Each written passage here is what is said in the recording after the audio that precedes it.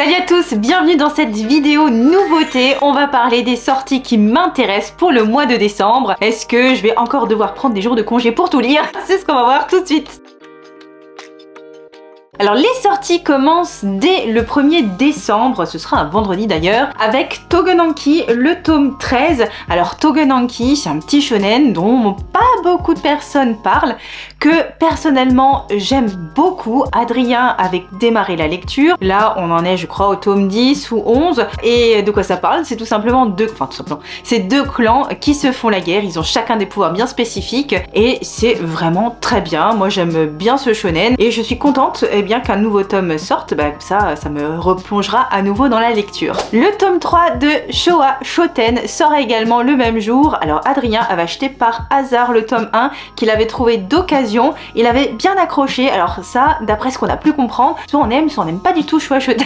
Bien, Adrien a adhéré, il a même trouvé le tome 2, je sais pas s'il a trouvé d'occasion ou acheté neuf, je ne sais plus. En tout cas le tome 3, je pense qu'il va venir rejoindre la collection. Alors faut savoir aussi qu'il y a la petite spécificité qu'on a bien raconté, c'est que le dessinateur c'est celui qui a dessiné Death Note, qui a dessiné Hikaru no Go, donc voilà, Takeshi Obata, donc on aime bien dans ses illustrations, même si c'est vrai qu'elles sont un petit cran en dessous, parce que j'ai quand même feuilleté par curiosité, moi j'ai pas encore lu Showa Shoten, mais bon voilà, en tout cas le tome 3 va sortir pour les amateurs, et bien la série continue. Ensuite une série véritable coup de cœur pour moi qui est Boko Stratège, le tome 5 arrive aussi le 1er décembre, j'aime beaucoup Boko Stratège, vous avez comme son nom l'indique, de la stratégie, différentes philosophies antiques sur l'art de la guerre qui vont s'affronter. Et vous voyez, je me suis arrêtée au tome 3 pour la lecture, donc dès que le tome 5 sort, je vais faire le 4 et le 5. Au départ, j'ai eu peur avec les dessins parce que c'était pas trop mon type, et au final, c'est du pur bonheur que de lire Boko Stratège. Très étonnée sur ce titre et je le recommande chaudement. Le mercredi 6 décembre, encore une série qu'Adrien aime beaucoup. En fait, je fais les sorties pour Adrien là,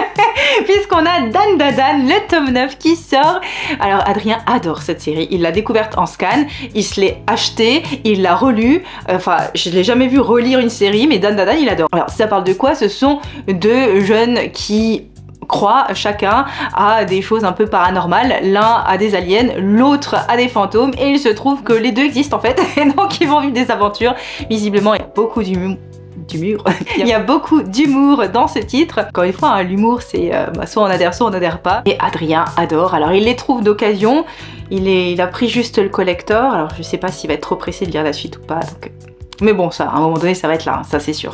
Le tome 5 de Gashiakuta sort également ce même jour, c'est une découverte d'Adrien. On avait adoré le coffret collector du tome numéro 4 qui avait vraiment une plus-value. Et donc là, bien pour ce shonen, on arrive au tome 5. Oui, j'ai pas lu encore Gashiakuta, je devrais parce que je n'entends que du bien de cette série et il faut que je m'y mette. Toujours une suite d'Adrien, Rokudenashi Blues, le tome 10. Alors visiblement, il y a quelque chose qui se passe là, à partir du tome 9. Il accroche encore plus qu'avant parce qu'à la base, c'était des lycéens qui aimaient bien la bagarre, c'était un peu Furio à l'ancienne, vous savez, avec des mecs avec des blousons en cuir et des bananes. Et là, visiblement, ça prend un petit côté sérieux qui n'est pas pour déplaire. Moi, je vous avoue que ce titre, pour l'instant, ça m'attire pas du tout. Autant les petits Furio modernes de style Tokyo Revengers, bon, voilà, j'y suis allée. Autant Rokudenashi Blue, je sais pas, j'ai une sorte de blocage comme ça. Mais bon, déjà, le 10e tome, donc si je veux m'y mettre, faut pas que je traîne parce que ça fera beaucoup à rattraper après, sinon. Ah, enfin une série à moi. Colocataire à leur manière, le tome 8. Là je me suis fait aussi 2-3 tomes d'un coup, j'ai pas encore acheté le 7, mais j'ai juste envie de prendre la bagnole et d'aller en librairie. Dommage que ce soit aussi loin par chez moi, mais j'aime toujours autant l'histoire de cet auteur complètement introverti, asocial, qui n'a pas l'habitude du contact avec les autres êtres humains, ce qui va changer lorsqu'il va recueillir Haru, une petite chatte toute mignonne. Et ce qui est très drôle, bien sûr, c'est qu'il va vivre des situations comiques, inhabituelles pour lui, mais vous avez son point de vue et le point de vue du chat, ce qui est très drôle, très mignon. On se prend vraiment d'affection pour les personnages que l'on retrouve dans Colocataire à leur manière. Ouais, c'est vraiment du tranche de vie tranquille quoi, doudou pour les fêtes, c'est très très bien. Et j'aime bien Colocataire à leur manière, et je suis contente que le tome 8 sorte. D'ailleurs, je préfère cette série à La Gameuse et son chat. Ah, là, mon gros dilemme, Demon Slayer, le tome 3 de cette nouvelle édition Pilier, et bien sort également début décembre, donc toujours le 6. J'ai feuilleté moi cette édition Pilier, et franchement je la trouve pas trop mal, hein. Vous avez de belles illustrations couleurs d'après ce que j'ai pu voir dans le tome 1, puis j'ai pensé en grand, moi j'aime bien, hein. J'ai pris l'édition colossale pour l'attaque des titans, donc moi j'adhère totalement à ce genre de grand format, j'aime beaucoup, mais je vous avoue que j'ai pas sauté le pas. J'ai pas sauté le pas, j'ai adoré Demon Slayer en animé, et en fait j'ai peur de cette transition avec ce manque justement de couleurs, d'animation, qui faisait quand même le sel de l'animé. Ouais, je sais pas. je sais pas. Mais je l'oublie pas, vous voyez, elle est encore dans ma liste, donc c'est que je l'ai pas complètement zappé. Alors un titre qu'on va peut-être zapper, parce que j'ai l'impression qu'Adrien continue pas, alors c'est lui qui a commencé à lire ça, c'est Shut Elle, le tome 7 sort, et nous, je sais pas si vous voyez, on s'est arrêté au tome 4, qu'on s'était fait dédicacer d'ailleurs à la Japan Expo par l'autrice. Et alors au début un peu brouillon, on comprend pas trop ce qui se passe. Donc c'était un peu étonnant. Alors vous êtes dans la Mongolie avec une guerrière, mais c'est spécial, hein. Pour comprendre, c'est spécial. Bon, c'était pas nul, mais comme dit, on n'est pas pressé de lire la suite, parce que là, on a arrêté pour l'instant les achats de Shut Elle. À voir si on rattrape tout ça ou pas. Par contre, ce qu'on n'arrête pas du tout et ce qu'on adore, c'est Evol, le nouveau titre d'Atsushi Kaneko. Alors un titre déjanté, barré, mais tellement bon à lire.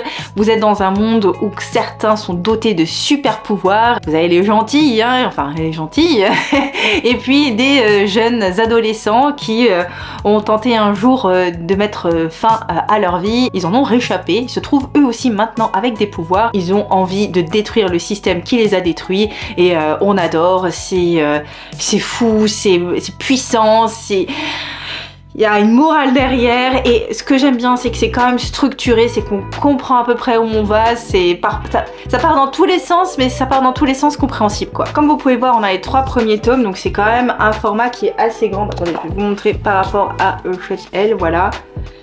Et la couverture est rigide, hein, et voilà, c'est... Bon, alors certains diront oui, c'est blanc, attention, bon, ouais, faut faire attention au blanc, oui. Nouvelle sortie du titre Tengen Hero Wars, le tome 3 sort. J'avais beaucoup aimé le tome 1 pour le coup. C'était un jeune homme qui était transporté avec sa sœur dans un monde parallèle dans lequel s'affrontent les géants de l'histoire, les géants militaires. Alors vous avez du Napoléon contre Sun Tzu, contre je ne sais quel tsar de Russie, enfin voilà, vous avez vraiment la battle royale des champions militaires de notre histoire de l'humanité. J'avais bien aimé le concept de départ. Alors, le tome 2, Adrien était un petit peu plus mitigé, mais moi je vais dire ça, et puis j'attends aussi le tome 3. Et d'ailleurs j'ai regardé la couverture, alors je crois que ça va être la bataille entre Napoléon et César, hein, si je ne m'abuse. J'ai bien aimé le concept de départ, donc j'ai pas lu le tome 2, mais j'ai envie de continuer. Sort également Sky High Karma. Alors Sky High Karma, c'est, je sais pas si c'est la suite, parce que je veux que j'ai pas encore lu. On a le tome 1 de Sky Karma, j'ai pas lu, comme je viens de vous le dire d'ailleurs, je sais pas pourquoi je le répète, mais le tome 2 sort, ce sera le dernier tome, ce sera aussi une série en 2 tomes comme Sky High, et non mais on va le prendre parce que nous, c'est un auteur qu'on aime beaucoup, Tsutomu Takahashi, comme vous pouvez le constater. Alors là, il y a un petit trou parce que je suis en train d'essayer de compléter et de lire mes Sido, parce que c'est mon objectif de fin d'année, mais je crois que je vais pas y arriver.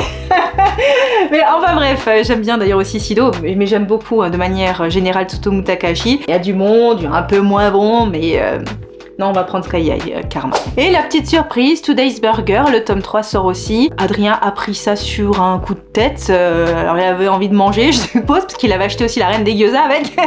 Et figurez-vous qu'il a dit que Reine des Gyoza c'était même pas la peine. Et par contre, Today's Burger valait le détour et que c'était plutôt pas mal à lire. Donc ça parle évidemment de personne qui va faire des hamburgers, vous avez bien compris. Moi je n'ai pas lu, je vous avoue que c'est pas non plus un truc qui m'attire de prime abord. Mais bon, pourquoi pas, si c'est pas mal. Oui, je dirais peut-être un de ces jours. En tout cas, je pense qu'on va voir arriver le tome 3 bientôt chez nous. Jeudi 7 décembre sort le tome 17 de Full Metal Alchemist. Je suis très en retard sur Full Metal Alchemist, l'histoire des 2 frères Elric qui ont utilisé l'alchimie à mauvais escient et qui en payent les conséquences. Et puis vous avez de l'action, des quêtes et tout, c'est pas mal. Mais moi, pour l'instant, je me suis arrêtée au tome 14. Alors bien sûr, c'est une réédition d'une série qui est déjà finie depuis longtemps. J'aime beaucoup cette édition, je trouve que Kurokawa a fait un très bon boulot. Vous avez du beau papier, de belles couvertures, un peu de brillant, mais je vous avoue que l'histoire en elle-même, je suis pas je suis pas ultra fan. J'aurais peut-être dû tomber dedans quand j'étais petite parce que là j'ai raté quelque chose très certainement, c'est pas nul, mais je cours pas derrière, vous voyez, je suis que au tome 14, je l'ai même pas lu en plus celui-là. Bon, j'ai vu l'animé en entier donc je sais ce qui se passe, mais des fois je me dis bon, est-ce que je laisserai pas tomber, mais après je me dis ah, c'est quand même une belle édition, c'est quand même chouette d'avoir ça dans sa mangatech. Adrien lui aime pas trop non plus. Pourtant c'est un classique, vous voyez, je sais pas. En tout cas, le tome 17 sort et puis je crois qu'on est bientôt à la fin. Elle sera complète cette édition au tome 18, donc ouais, on est vraiment à la fin. Ensuite, Ranking of Kings, le tome 11, l'histoire de Boji, ce petit garçon qui, malgré le handicap, tente de retrouver sa couronne et sa première place dans le classement des rois de son pays. Alors moi, j'ai arrêté de lire à partir du tome 6 ou 7 et visiblement après il y a un vrai tournant où là on change, on n'est plus du tout dans le registre, même si ça l'était pas vraiment, mais enfantin, gentillet, là on passe un cap, d'après ce que m'a dit Adrien. Donc je vais continuer bien sûr avec plaisir la lecture de Ranking of Kings. D'ailleurs, ne vous arrêtez pas au dessin qui peut vous sembler surprenant, disons, de prime abord, parce que l'histoire est vraiment très bien, plus complexe et presque plus traumatisante que ce qu'on pourrait le penser. Le vendredi 8 décembre sort le tome 18 de l'édition Hokage de Naruto. Alors Naruto, je me suis fait 4 tomes d'un coup, là j'ai fait le 14, 15, 16, 17 et ouais, je suis alors d'habitude j'étais toujours pressée en fait quand je finissais un tome de Naruto. Et là je me dis avec Naruto la vie est un éternel recommencement. Parce que bon, j'en parlerai dans un top flop hein, parce que là il faut quand même que j'en parle un peu. J'adore hein, l'histoire de Naruto Uzumaki qui est un jeune ninja qui n'a pas eu une enfance facile hein, parce qu'il a été rejeté de tous, parce que est scellé au fond de lui un démon, donc évidemment on a peur de lui, on l'aime pas, etc. Et ce qu'il veut bien sûr c'est s'intégrer, devenir le plus grand des Hokage et sauver ses amis, ses premiers liens presque fraternels qu'il a eu dans sa vie, et il n'y arrive pas.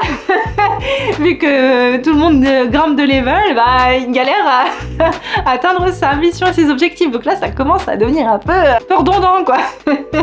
Mais bon, après, j'aime beaucoup Naruto, ça se lit quand même très très vite. Et puis, concernant cette édition, moi, j'aime bien le grand format, encore une fois. Et puis, j'aime bien aussi le fait que ce soit souple, ça ne me dérange pas. J'aime bien voir en grand. Vous avez des illustrations de temps en temps qui sont sympas, qui font plaisir à voir. Des petites doubles pages qui sont toujours plus ou en tout cas des grandes planches qui sont toujours plus intéressantes quand c'est en grand format. Bon, parfois vous avez des petits trucs qui servent un peu à rien, enfin moi qui m'intéresse pas, disons ça plutôt comme ça, de dessin des lecteurs ou quoi. Mais voilà, mais par contre c'est vrai que cette ces dessins et cette fresque là, c'est quand même là j'ai envie de poser, je vais vous montrer, c'est quand même, je regardais la dernière fois et je disais Adrien, c'est vrai que c'est quand même assez disgracieux. ce rouge-orange pétardant. Ça fait quand même un peu criard dans la mangatech, c'est pas très élégant. Je suis vraiment pas du tout fan de cette frise. C'est pas foufou, hein, c'est pas foufou. Mais d'un autre côté, bravo d'avoir réussi à sublimer cette couleur. Qu'on aime ou qu'on aime pas, c'est quand même bon, on le voit dans la mangatech Naruto. Hein. Et le même jour sort le dernier tome de Arion. Alors Arion c'est complètement différent, là vous êtes dans un univers mythologique. Vous avez le jeune Arion qui va rencontrer dieux et déesses de la mythologie grecque pour bien sa quête. Et j'avais beaucoup aimé le tome 1, j'avais pas lu le tome 2. Comme vous pouvez le voir, hein, c'est du grand format aussi, souple. Ça coûte une vingtaine d'euros, mais l'histoire en vaut vraiment la peine. Moi j'ai bien aimé. Alors comme dit, j'ai pas lu le tome 2, je vais attendre que le tome 3 sorte, comme ça je vais pouvoir peut-être même refaire l'intégralité. Je me souviens plus exactement de ce qui s'est passé, et j'avais bien aimé ce titre là, et je suis contente que le tome 3 sorte. Pour les amateurs, jeudi 14 décembre sort Kingdom. Nous on ne fait pas la série, mais elle est effectivement dans ma liste puisque je suis en train de vous en parler. Évidemment, pourquoi? Parce que tout le monde nous parle de cette série, tout le monde nous dit qu'on doit absolument lire ce chef-d'œuvre. On n'avait pas trop envie, mais on a quand même fait un pas dans la réflexion parce que si tout le monde dit que c'est bien, faudrait peut-être qu'on s'y mette, et surtout que sortent les tomes 67, 68 et 69.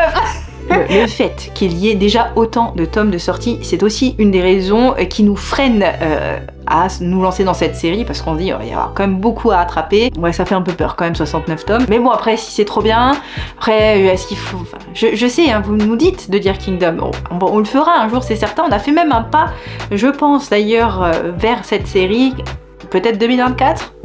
Surtout que 2024 c'est demain.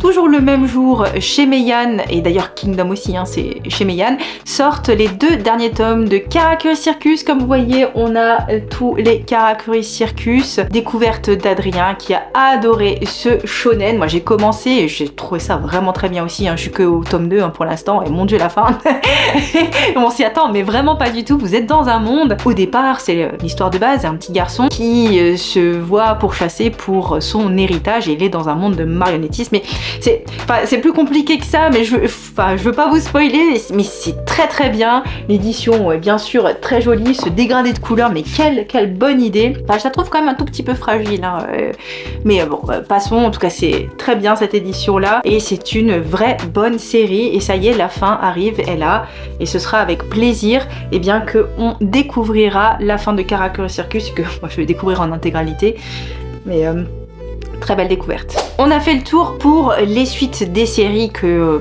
je pense qu'on va très certainement prendre. J'ai regardé un peu les nouveautés et je vous avoue qu'il n'y a rien qui sort du lot pour moi, qui me fait très envie. Après, comme d'habitude, hein, je vous le dis toujours, mais c'est vrai, hein, moi j'aime bien aller en librairie, feuilleter, regarder un peu ce qui a l'air intéressant. Donc effectivement, quand je regarde un peu les nouveautés proposées, bon, il n'y a rien qui m'intéresse a priori. Voilà, ce sera tout pour la vidéo. J'espère qu'elle vous a plu. N'hésitez pas à me dire en commentaire quelle est la nouveauté que vous attendez le plus. Je vous remercie encore une fois pour tous vos abonnements, vos likes, vos commentaires. Ça fait extrêmement plaisir, ça nous soutient, mais vraiment c'est... Voilà, on est très contents. Et puis justement, ces fêtes de fin d'année, si vous désirez avoir 10 € de réduction sur vos achats manga par exemple sur le site Rakuten, eh bien vous pouvez avec mon code que je vais afficher ici. C'est très simple, pour un achat d'au moins 20 € la première fois sur le site de Rakuten, eh bien avec mon code vous bénéficiez d'une réduction de 10 €, et puis moi je reçois aussi 10 points à dépenser sur le site. Donc voilà, ça fait plaisir à tout le monde, et vous avez juste à entrer votre adresse mail, c'est ultra simple. Donc voilà, profitez de ce code, ça fait toujours plaisir quand on a beaucoup d'achats à faire en fin d'année. Et voilà, moi je vous dis à très bientôt pour la prochaine vidéo. Salut!